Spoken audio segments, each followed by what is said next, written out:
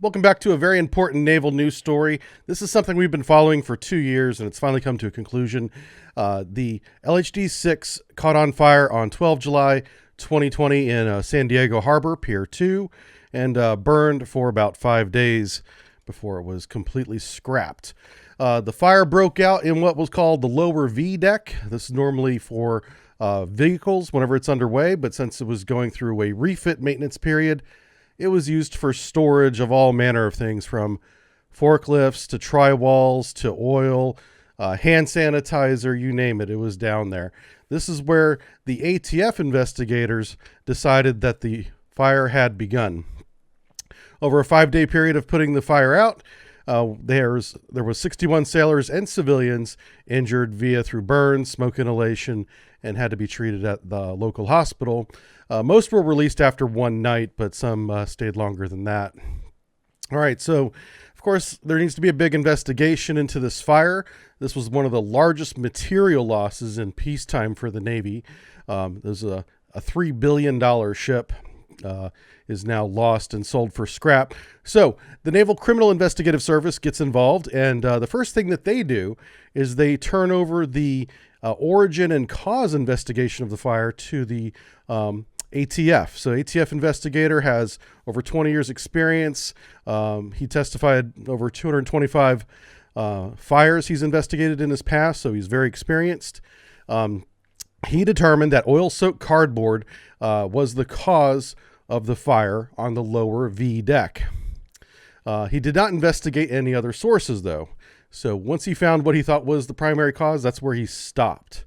And that's going to become an issue later on. So a sailor told NCIS investigators that Seaman Mays was seen in lower V deck just before the fire. Here's a picture of him right here. They then, in early August, this is a few weeks after the fire has been put out and their NCIS investigation is continuing, they interview Seaman Mays at the NCIS office there in San Diego for 10 hours. At the end of that interview, they send him into confinement. They send him to the brig there in San Diego.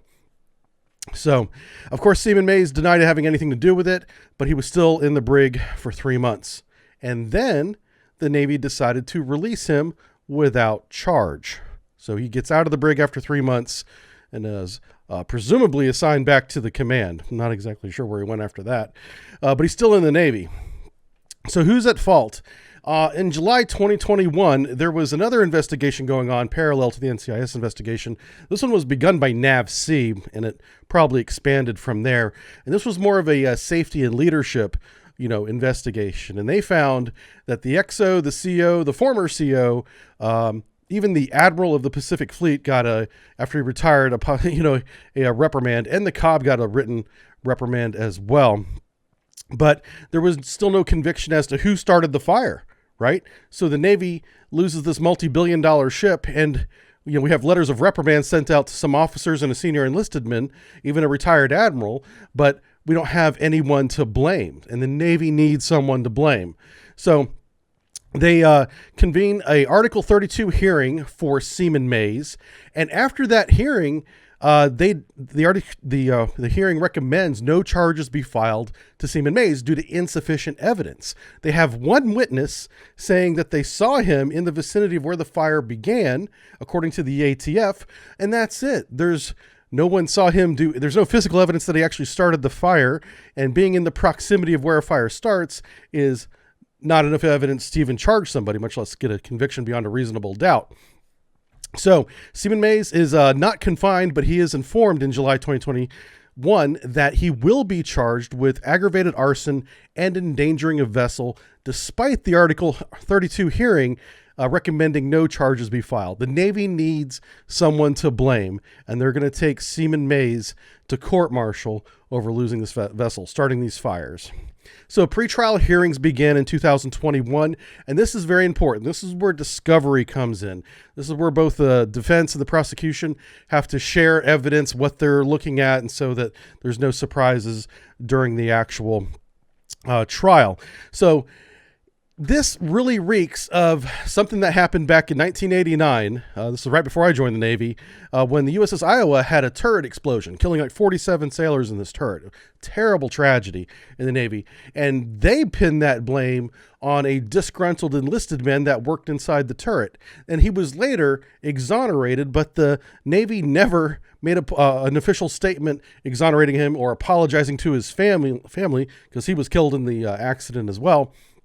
So the Navy needs to find someone to blame when something terrible like the loss of LHD-6 or the loss of 47 sailors in 1989, they need someone to charge and point at and say, this person did this. And that's what it appears this investigation is turning into. So let's get right to the trial. So nothing else matters except the evidence that was presented in the trial over about a 10 or 11 day period here. So what we have is one enlisted sailor pointing at Seaman Mays saying, I saw him in lower V before the fire started, minutes before, very close to when the fire is believed to have started. The ATF says they found oil-soaked cardboard as the source of the fire, and that's where they stopped. They're like, that was that, nothing else.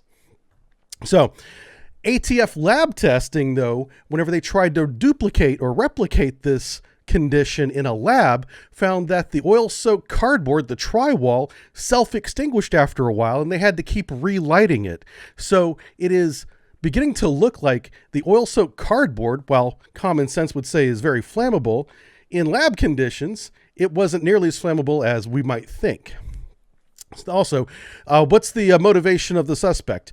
Well, he failed out of SEAL training, and so they argued that he was an angry sailor, very dismissive, reluctant to obey orders, felt that he was better than everybody else. He had this attitude because he wanted to be a SEAL, but then he failed out of SEAL training. Turns out he was working out very hard with another crewman to try to get back into SEAL training to try it a second time, which there is a program for that. So whether or not he was disgruntled on board the ship that he was on, we leave it to the witnesses, but he certainly wasn't giving up on the Navy at this point. He was trying to get back into that SEAL training pipeline. There's also no specific physical evidence or forensic evidence, and that's really important, that Mays was in lower V at the same time that the fire started. We just have the witness that he was down there before it started. And that a single witness testimony is kind of flimsy. There's nobody else to corroborate that. Also, in the lower vehicle area, there were discarded lithium-ion batteries, quote, all over the place. These batteries are known to self-ignite if they have a problem or a leak. And so that is another possible source of this fire that wasn't even investigated by the ATF because they stopped at the cardboard tri-walls instead of investigating the entire scene. Also, there were electric forklifts in the lower V area. Those are battery operated. While those forklifts were photographed, there were no close-up photographs of the batteries and their condition. Those batteries could have heated up and self-ignited as well. As unlikely as that is, it's still a possibility that was not investigated by the ATF. So, the trial continues. Again, 10 or 11 day trial. A new witness, Maya Palayan, who I believe is a crew member, but they didn't have a rank next to her name, so I'm not sure, witnessed another crew member, not Seaman Mays, running from lower V just after colors. That's 8:03 a.m. approximately. And that person running out of where the fire started was identified as fireman Elijah McGovern. Okay, so they interviewed Elijah, and NCIS found that he had Google searches on his computer or phone, didn't say which, that he was searching for heat scale fire white and lots of searches involving heat. And he's an artist, so his alibi was, well, I was, trying to draw dragons and flame and stuff like that. And that's what the Google searches were related to. But being an artist, that pointed the investigators towards graffiti that was found in a porta potty, drawings and sayings and things like that. The typical stuff you would find at your local high school, college, or young adult, putting up graffiti. One of the graffiti things said, ha ha ha, I did it. I set the ship on fire. And this was found to be similar to McGovern, the artist, handwriting, according to a forensic document examiner. So now we have another suspect who's not on trial, and there's all the circumstantial evidence is starting to point to this fireman Elijah McGovern. Where's he at? Well, he left the Navy. He was interviewed 4 times by NCIS. His enlistment was up. He did not re-enlist, probably because he's being investigated for arson and endangering a vessel. And so he does not re-enlist. He gets out of the Navy, and NCIS testified that they stopped investigating McGovern after he left the Navy. They did not continue to investigate him because now he's a civilian. That is not a reason to stop an investigation. So, but they had already had their man. Seaman Mays, everyone's pointing at Seaman Mays based on the evidence of one witness that said that he was in the area of the fire starting. Very flimsy. Okay, the prosecution told the judge that they were unable to locate Elijah McGovern after he left the Navy. Therefore, he wasn't able to testify in the court-martial. They can't find him. Where did he go? I don't know. Maybe they haven't tried looking for Facebook or something. Like, it can't be that hard to find somebody. But he's not on trial. He doesn't have to be a witness, and they couldn't produce him for the trial, so they didn't. So the verdict is out. Seaman Mays found not guilty on all charges. He's still in the Navy. He has to finish his contract. It's not clear if he's got a 4-year contract or a 6-year contract, but in statements he made with his wife after being found not guilty yesterday, it was that, you know, his motivation to serve in the Navy has been absolutely squashed because he was is essentially being railroaded by this investigation and paraded for 2 years before cameras as someone who's guilty. You know, the presumption of guilt was first, and he had to prove his own innocence, which is not the way our court system should work. But a lot of times that's the way the military court system, the court-martial system works. So we almost had an absolute travesty of justice here, but thankfully the judge, and I want to give him credit, I believe his last name is Butler, saw through the evidence, saw how flimsy it was, and there was no way the prosecution could make an argument beyond a reasonable doubt that this arson was set by this sailor. And the other suspects that had even more circumstantial evidence could not be found and were not present at the court-martial.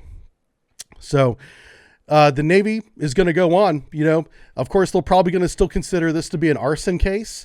But the fact is, Seaman Mays is not guilty.